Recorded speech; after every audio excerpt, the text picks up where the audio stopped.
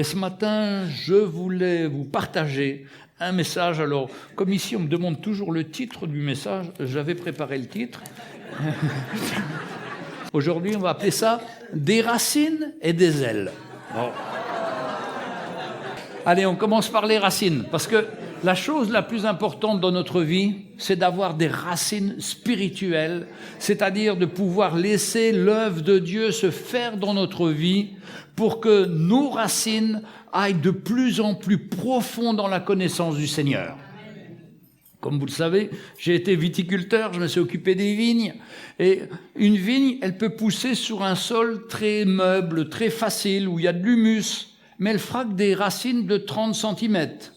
Et c'est-à-dire que la première fois qu'il y aura une tempête, la vigne va tomber, elle va se renverser.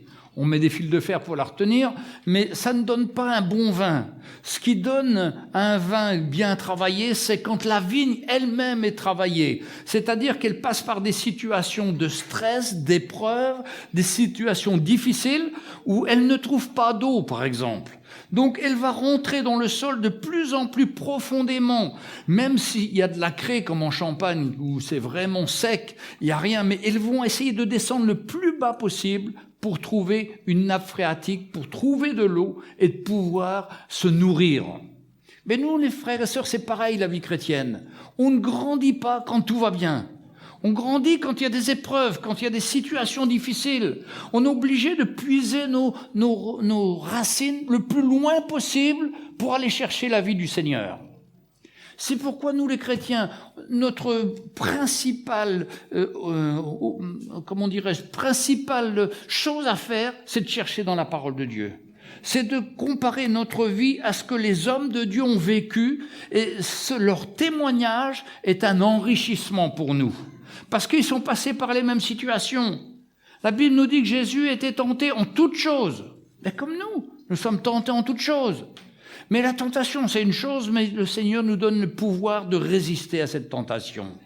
Et comment on va résister? En s'appuyant sur le Seigneur, en cherchant dans sa parole, en allant chercher profondément les richesses de sa parole. Et vous savez, la parole de Dieu, c'est extraordinaire. Il y a toujours quelque chose à découvrir. Mon beau-père, qui avait 77 ans, lisait tous les ans la parole de Dieu du début à la fin, et toutes les fois qu'il lisait, il trouvait quelque chose de nouveau, et quelque chose qui l'encourageait. Ce matin, on a lu dans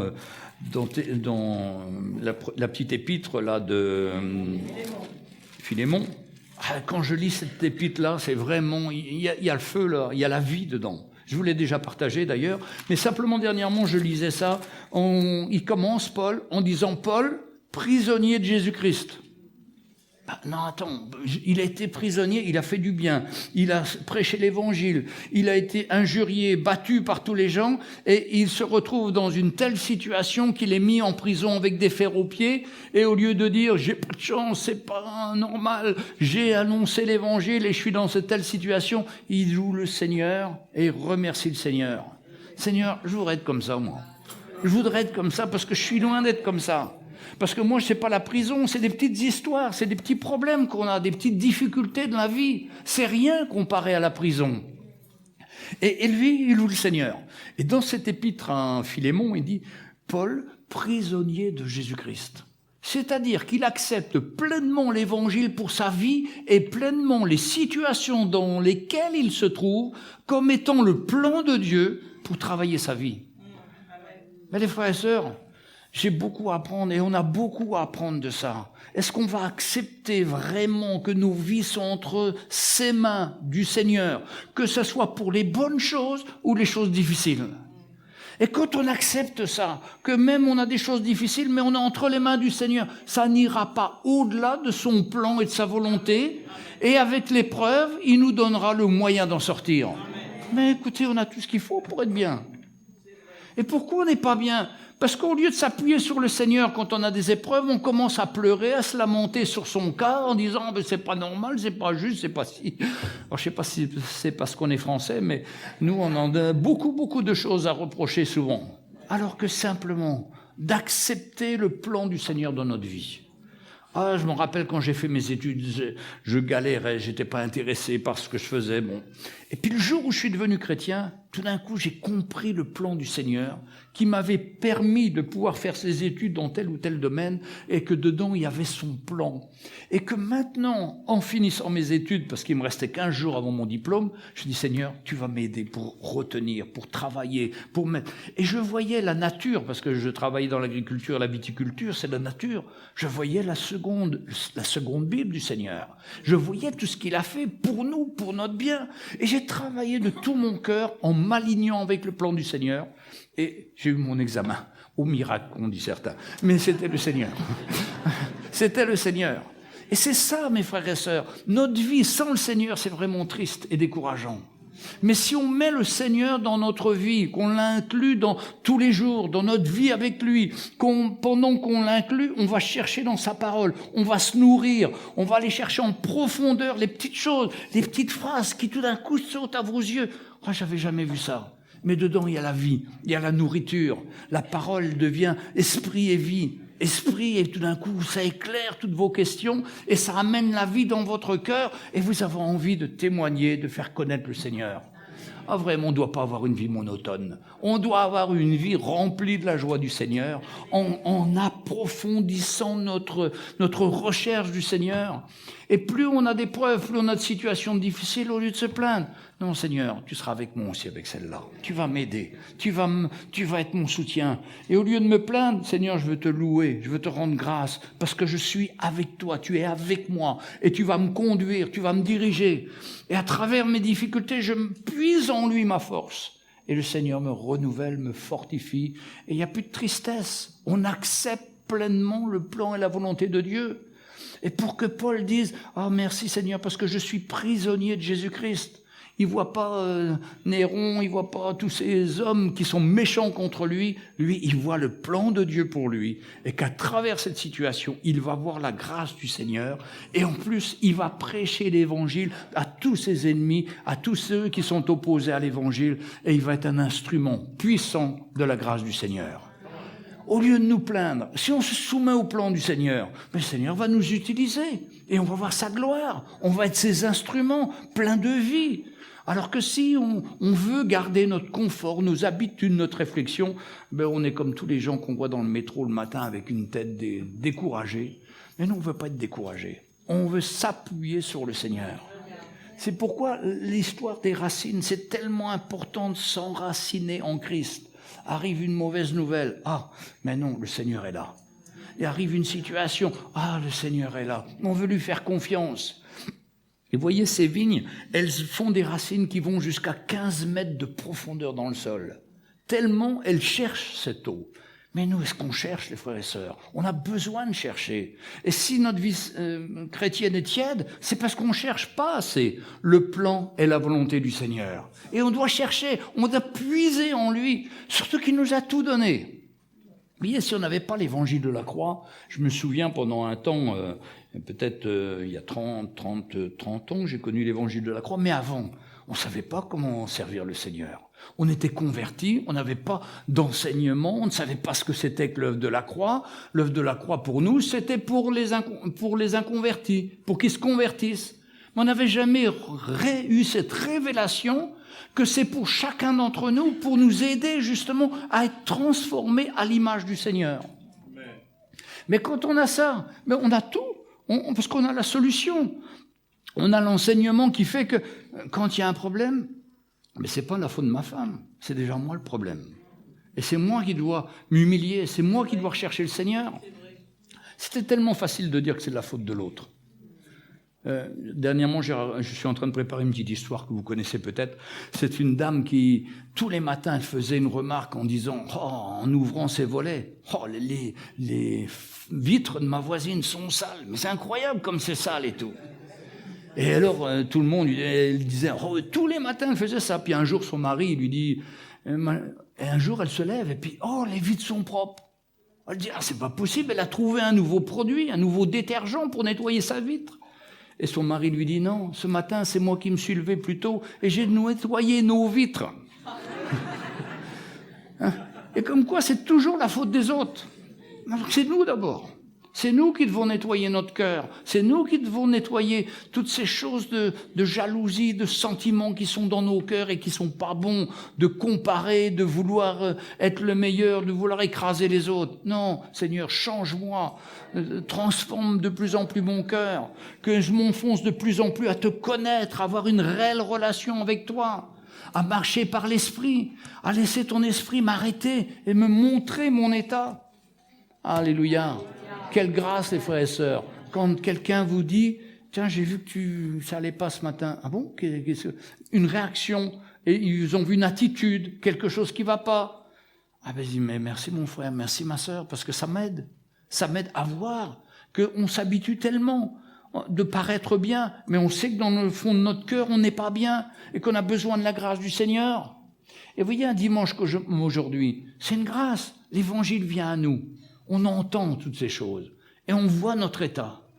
Ben, il n'y en a plus qu'une chose à faire, c'est de s'humilier, c'est de le reconnaître et dire « Seigneur, je veux changer, je veux ton œuvre se fasse dans mon cœur. » Mais si je repars en gardant ça dans mon cœur, ben, je vais être la même chose toute la semaine, je vais encore traîner ma semaine.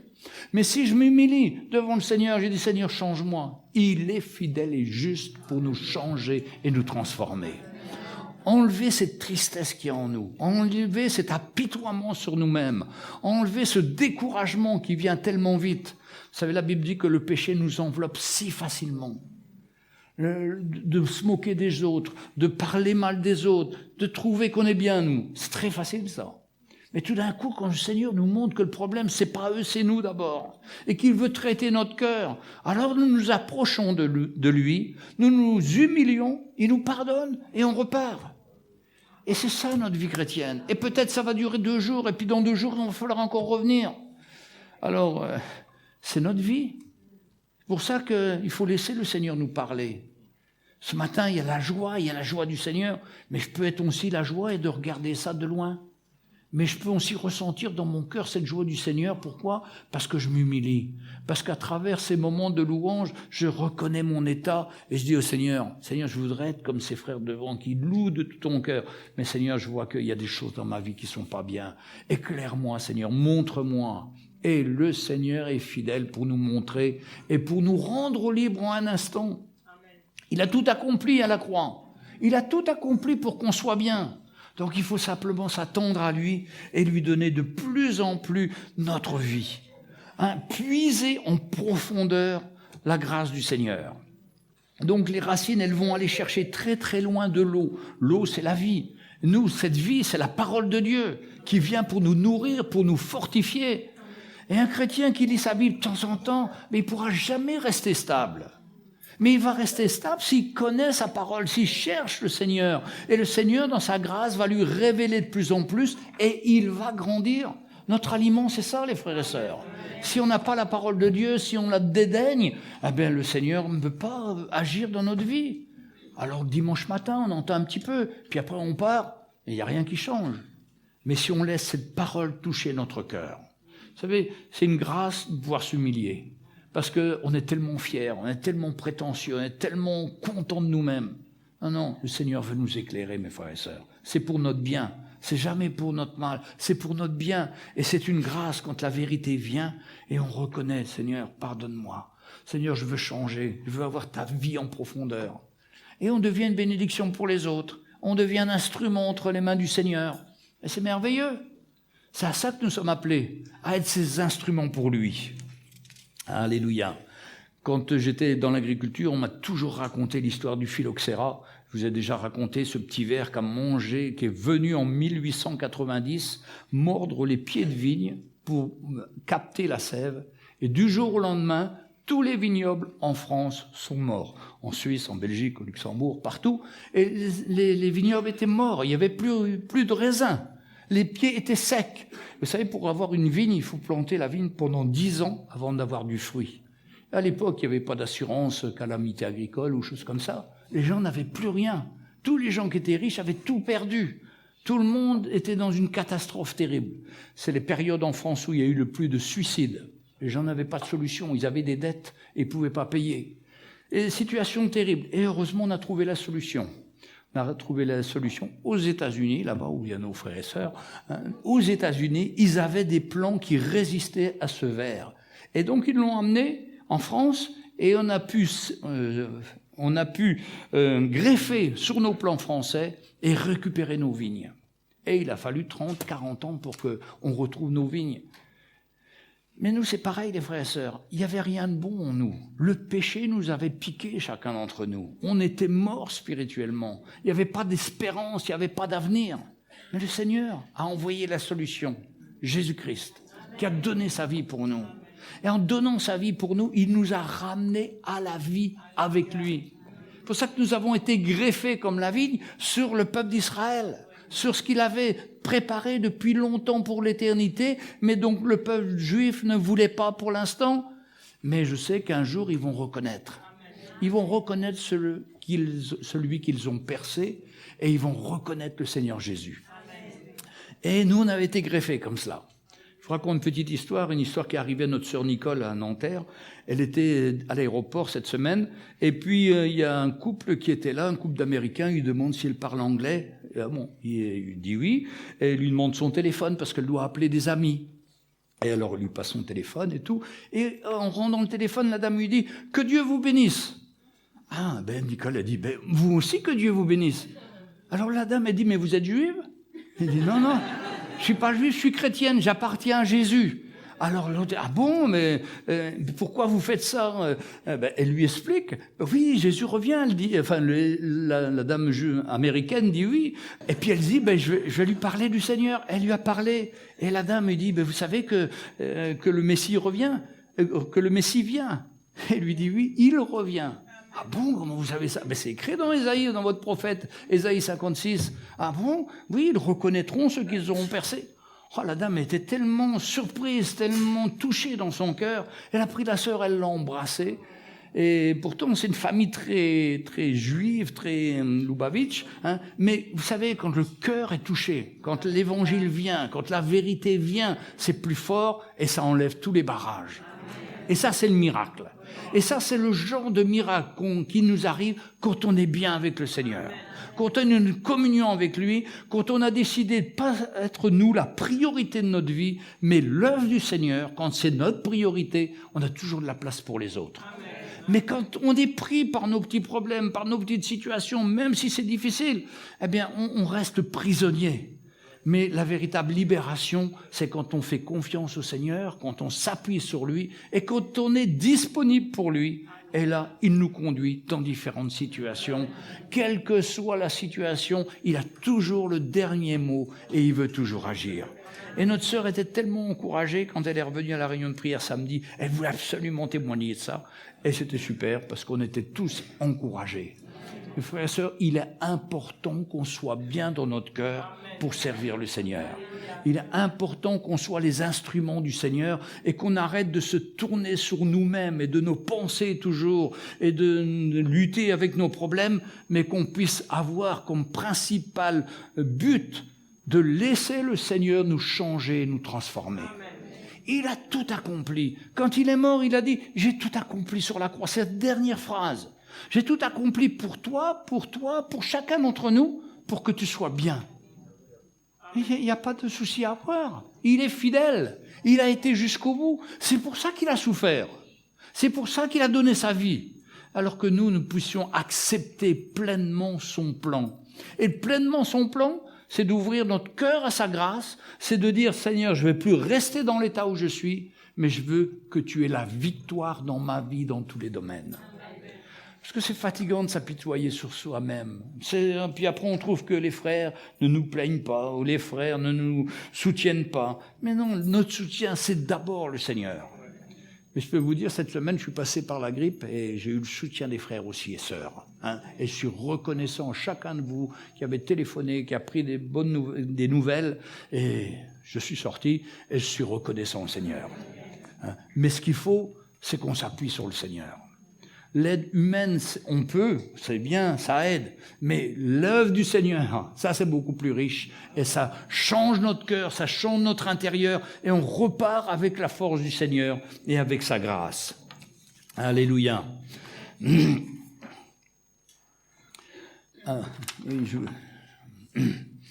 il y a un verset dans la Bible très étonnant, dans Romains 11, 18. Bon, ça parle du peuple d'Israël, tout ça comme qu'on a été greffé, mais le verset 11, 18, il précise quelque chose. Pour ceux qui auraient tendance à se glorifier.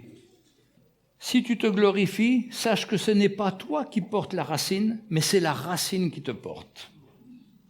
Mes frères et sœurs, il n'y a rien de bon en nous, mais c'est la racine, la vie de Christ qui nous porte. C'est elle qui va nous soutenir, c'est elle qui va nous porter dans toutes les différentes situations. Il ne faut jamais qu'on se trompe.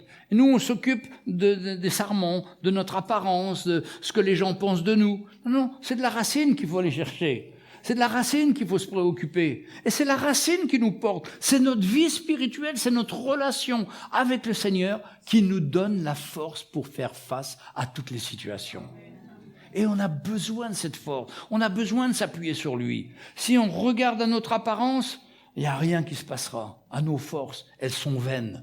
Mais la force qu'on puise dans le Seigneur, eh bien, c'est lui qui nous porte, qui nous conduit, qui nous fortifie.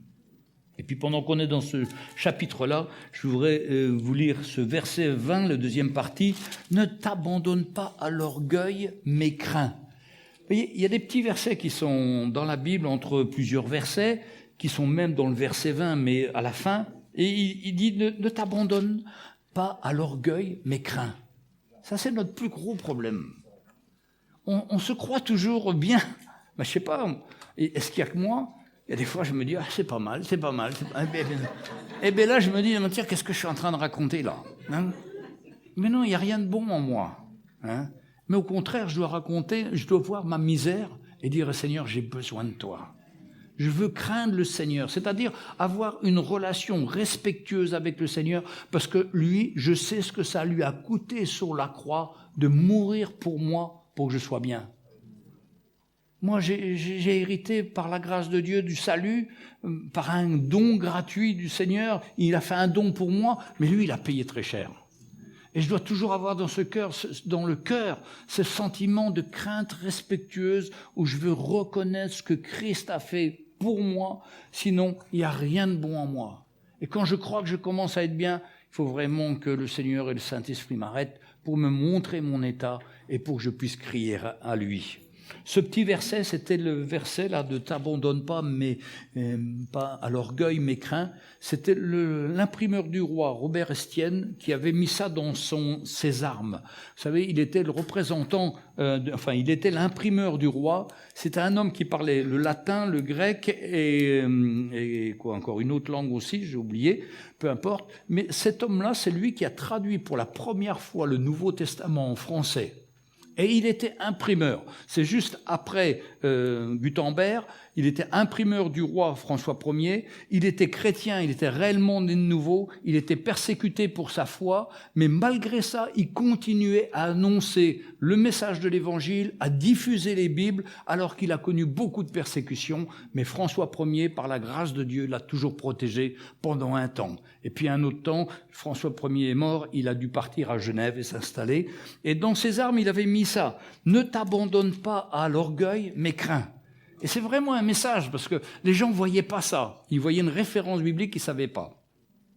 Et vous savez, ça me fait penser à un frère qui est venu cette semaine chez nous. Il est kabyle et il prépare des émissions de télévision pour passer en Algérie. En Algérie, ils n'ont pas le droit d'annoncer l'évangile clairement à la télévision, mais ils ont trouvé un truc qui est pas mal. Ils ont fait lire des versets bibliques à des enfants. Des enfants de 5-6 ans lisent des versets bibliques, mais ils ne donnent pas la référence. Mais les gens vont sur Google et ils écrivent le verset et hop, ils voient que c'est dans la Bible. Ils pensaient tous que c'était dans un autre livre, vous voyez ce que je veux dire, et là, ils s'aperçoivent que c'est dans la Bible. Et c'est comme ça, par la curiosité des gens et par la beauté d'un enfant qui parle de tout son cœur pour le Seigneur, que le Seigneur les utilise pour répandre l'Évangile. C'est incroyable comment ils ont les idées du Seigneur.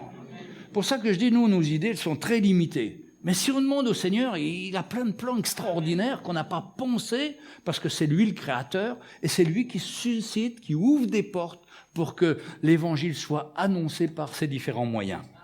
Et lui, ce Robert Estienne est un instrument du Seigneur aussi. On peut être fier que de tous ces hommes qui n'ont pas hésité à risquer leur vie pour l'Évangile et qui ont été des instruments. Mais vous savez, ils étaient comme nous. Ils avaient les peurs, les craintes, mais ils avaient une reconnaissance au Seigneur parce qu'ils étaient enracinés dans sa parole, qu'ils connaissaient le Seigneur.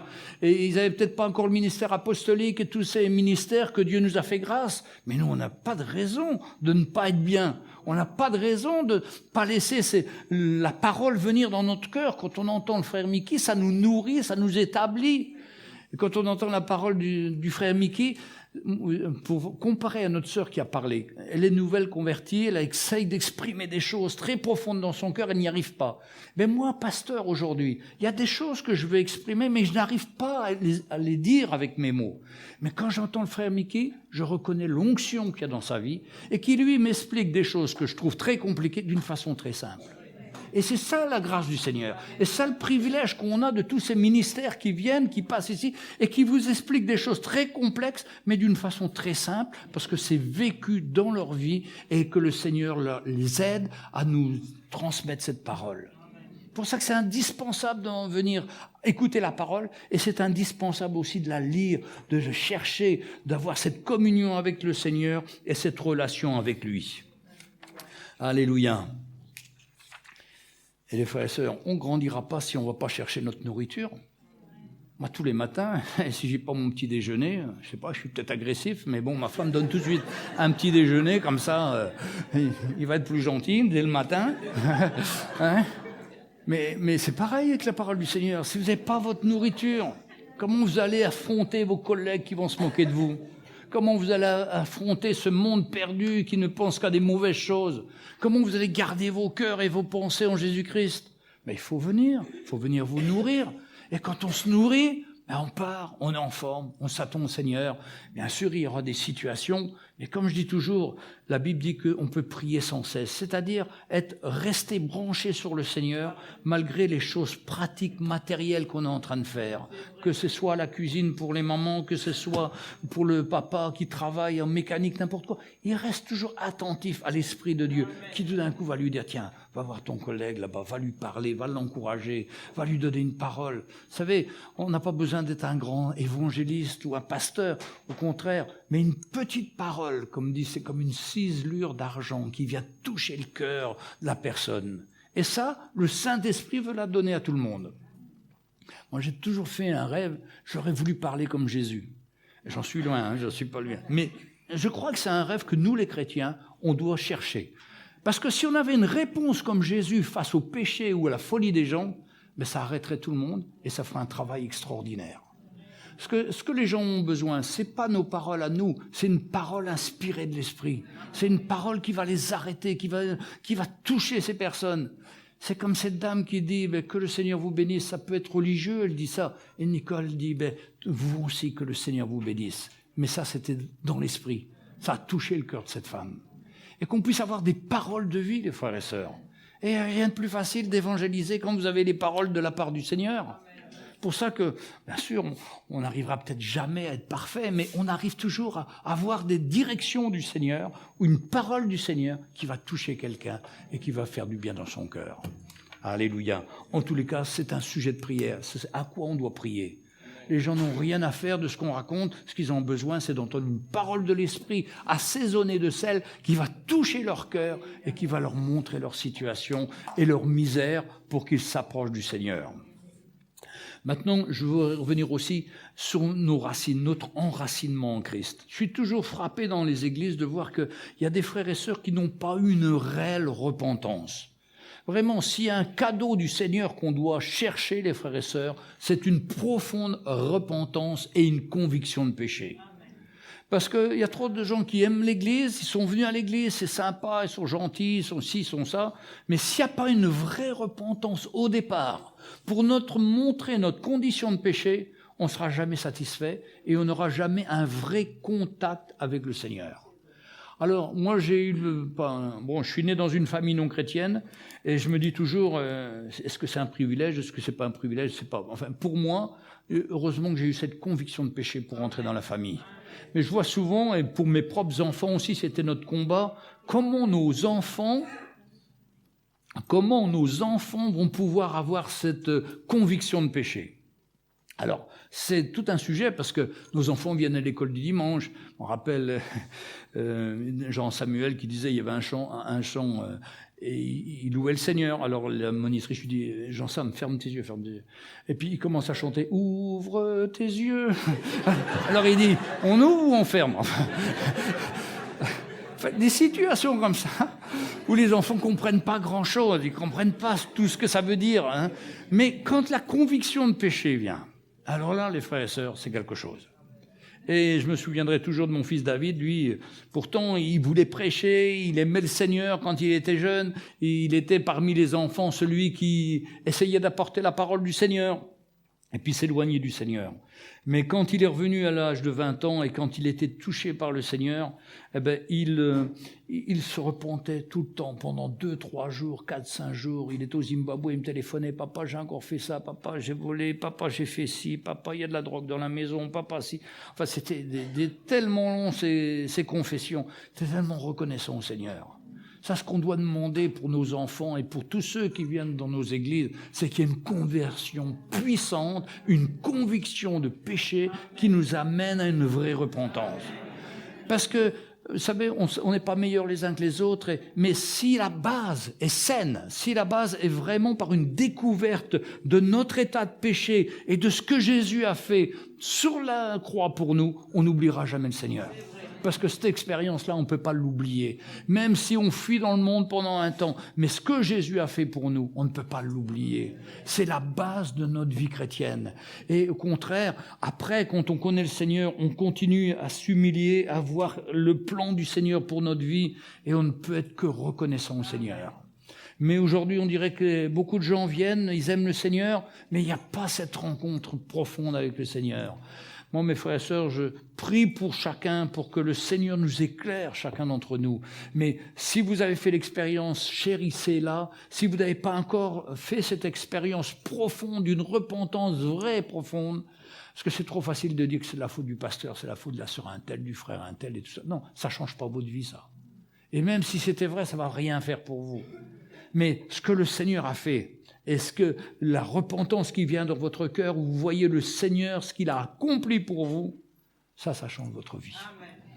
Et là, vous pouvez vous enfoncer vos racines sur le Seigneur, avoir ce fondement solide qui est Jésus-Christ. Et de dire, oui, nous avons tout pleinement en Jésus-Christ. Mais pour dire ça, il faut avoir rencontré le Seigneur puissamment. Il faut avoir vu qu'il a répondu à tous nos problèmes, à toutes nos difficultés, à toutes les convoitises qu'il y avait dans notre cœur et qui nous a montré que ça c'était le péché et que ça l'éloignait du Seigneur, et à reconnaître que nous sommes des pécheurs et que nous avons besoin de la grâce du Seigneur. Et ça, c'est quelque chose de merveilleux et qu'on souhaite pour chacun et qu'on puisse connaître le Seigneur de plus en plus. Deuxième partie, je voulais vous parler maintenant des ailes. C'est pas que je me pousse des ailes, hein, mais je crois que quand on est léger dans notre cœur, quand le pardon du Seigneur est là, quand on sait qu'on est pardonné, on devient léger. On n'est plus lourd comme avant, on n'est plus fatigué. Hein. On connaît qui sont éloignés du Seigneur et qui étaient lourds, fatigués, découragés, abattus. C'est terrible. Mais quand ils reviennent au Seigneur, ils repartent à zéro. Et comme moi je dis, je ne suis jamais aussi bien qu'après m'être repenti. Franchement, les frères et sœurs, il faut pas économiser sur la repentance. Il faut donner au Seigneur, se repentir, et après on est comme lavé, nettoyé, et on devient léger. Et on peut servir le Seigneur avec zèle. Vous savez qu'un jeune aiglon, le petit de l'aigle, pour son premier vol, il n'a pas envie de sortir du nid. Il a envie de rester tout près de sa mère au chaud, et il se met au bord sa mère le force à se mettre au bord du nid, et puis d'un coup elle va le pousser pour qu'il puisse être dans la nature, se lancer. Et la maman, qui est une maman, qui a un cœur de maman, elle va plonger juste en dessous s'il y avait un problème pour le rattraper. Mais elle va s'attendre à ce qu'il ouvre ses ailes et puis qu'il puisse voler à son tour. Nous, on est un peu comme ça. On est bien unis dans l'église, on est bien avec les frères et sœurs et tout. Mais l'endroit où on doit être, c'est dans le monde. On doit être ces instruments du Seigneur dans ce monde. L'église, on vient pour prendre des forces, pour s'encourager, pour entendre, pour être édifié dans notre foi, pour entendre les miracles que le Seigneur fait ailleurs. Mais s'il les fait ailleurs, il va les faire aussi à travers moi, là où je vais me placer, là où je vais être, et que je vais pouvoir annoncer sa parole, et son œuvre va se faire dans les cœurs. On est appelé à sortir. On n'est pas appelé à rester qu'à l'église, mais on est appelé à les visiter les uns les autres, à les partager l'évangile, à être ces instruments du Seigneur. Et puis, on doit avoir un zèle pour le Seigneur. Quand vous connaissez Jérémie, le prophète Jérémie, 1:10, comment le Seigneur l'appelle, et il lui dit « Je t'ai établi ». Jérémie, chapitre 1, verset 10.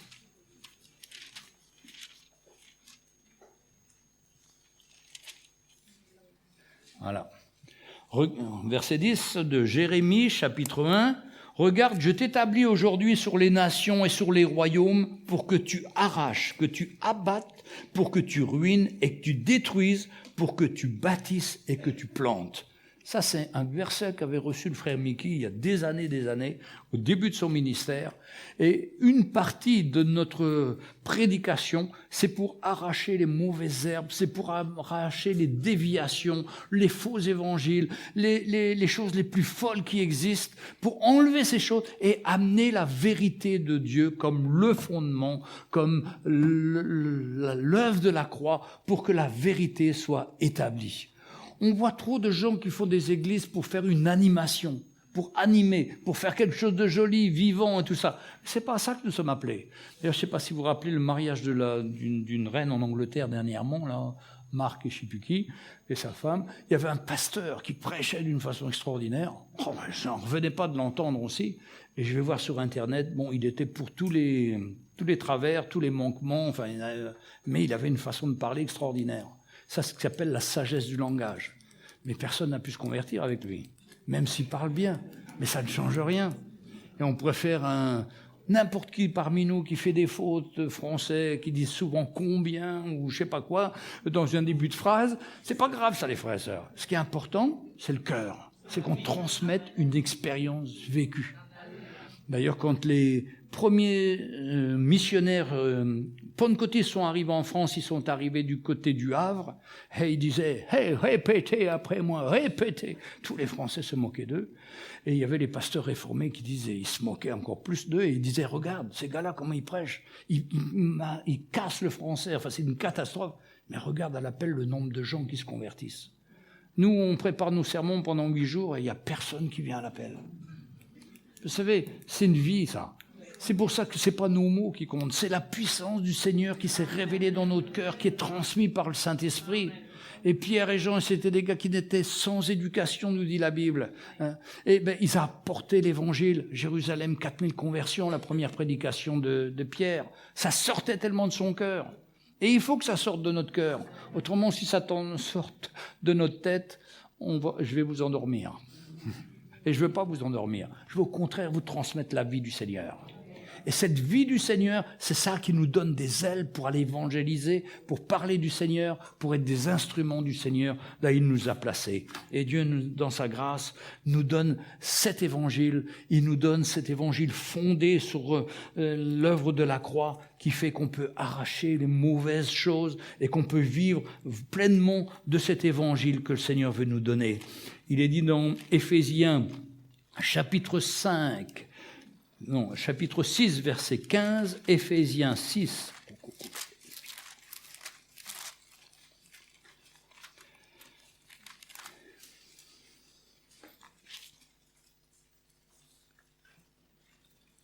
Mettez pour chaussure à vos pieds le zèle que donne l'évangile de paix. Il y a un zèle, les frères et sœurs. Quand il y a le feu dans notre cœur, quand il y a la vie du Seigneur, il y a un zèle dans notre vie qui sort. Et c'est le zèle de l'évangile. C'est le zèle de voir des gens se tourner vers le Seigneur. Il n'y a pas de plus grande joie que de voir des gens sortir des ténèbres pour venir à la lumière. C'est à ça que nous sommes appelés. Il n'y a pas de meilleure récompense pour notre vie que de voir des gens transformés, qui acceptent l'évangile et qui tout d'un coup voient le Seigneur, rencontrent le Seigneur et sont transformés. Alléluia. Qu'on ait ce zèle dans notre vie. Pour ça, notre responsabilité, comme je disais, enracinons-nous dans le Seigneur. Cherchons sa parole. Parce que je ne peux pas vous donner une parole qui et une parole que je vais trouver comme ça dans la Bible, ça ne va rien faire. Mais si cette parole, le Seigneur me parle à travers sa parole, je peux vous la transmettre et apporter la vie. On ne peut donner que ce qu'on a reçu. Et si on n'a rien reçu parce qu'on n'a pas cherché, on ne peut rien donner. Mais si on a cherché et puis que le Seigneur s'est révélé à nous, eh bien, on le partage et on le donne et on voit l'œuvre du Seigneur se faire dans nos cœurs, dans nos vies, et on devient un sujet de bénédiction pour les uns et les autres. Est-ce que vous voulez être un sujet de bénédiction? Mais nous avons une responsabilité. Enracinons-nous sur la parole, cherchons la parole, cherchons à comprendre de plus en plus cette parole, qu'elle soit vraiment notre livre préféré, plus que notre livre préféré, le but de notre journée, c'est de pouvoir avoir un moment avec le Seigneur, c'est de le chercher, d'être construit intérieurement, d'être fortifié. Et là, on va recevoir cette parole qui va nous fortifier, qui va nous permettre d'être ses instruments pour lui. Amen. Alléluia. On va se lever, on va remercier le Seigneur.